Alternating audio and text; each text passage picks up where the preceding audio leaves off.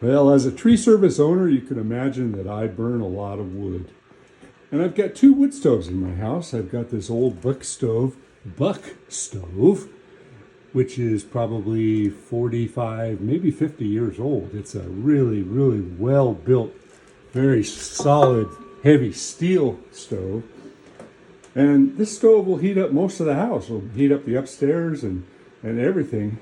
But one thing I want to talk to you about when using a wood stove is this. You need to keep it clean. You need to take the ashes out, but I never take all of the ashes out. I usually leave about an inch of ash. And one thing very important is to put the ashes into a metal container. As you can see here, there are still embers from days ago that if you were to put this into a cardboard box or, God forbid, a paper bag, you're asking for trouble. I had a friend who did just such a thing. He cleaned out his wood stove and he didn't see those little tiny embers.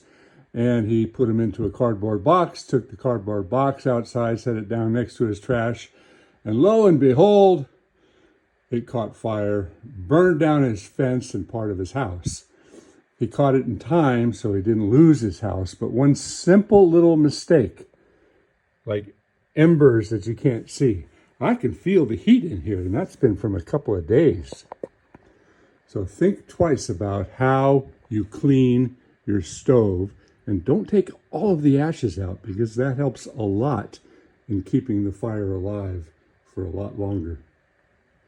I also keep a kettle of water on my wood stove. As the water boils, it puts a little bit of moisture in the air, and that helps in the drying out effect. See, I just cleaned the stove and you can see these little tiny particles of ash in the air. But think about keeping a kettle going on your stove when you're using it.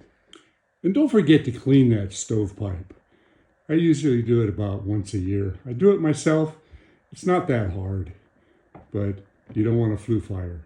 Now this is the tool that I use to clean my chimneys. Just a piece of metal shaped to fit the inside of the flue on a long stick. Easy to do. So if you're subscribed to my channel, you'll realize that I have a lot of different topics, but they're all related to wood, trees and tree care, some woodworking, and different aspects of the things that are important to me. So if you're not a subscriber, it's easy to do. It doesn't cost you a thing. Thanks a lot. And what's my favorite kind of wood to burn, you ask? Well, I burn everything from ash to Zelkova.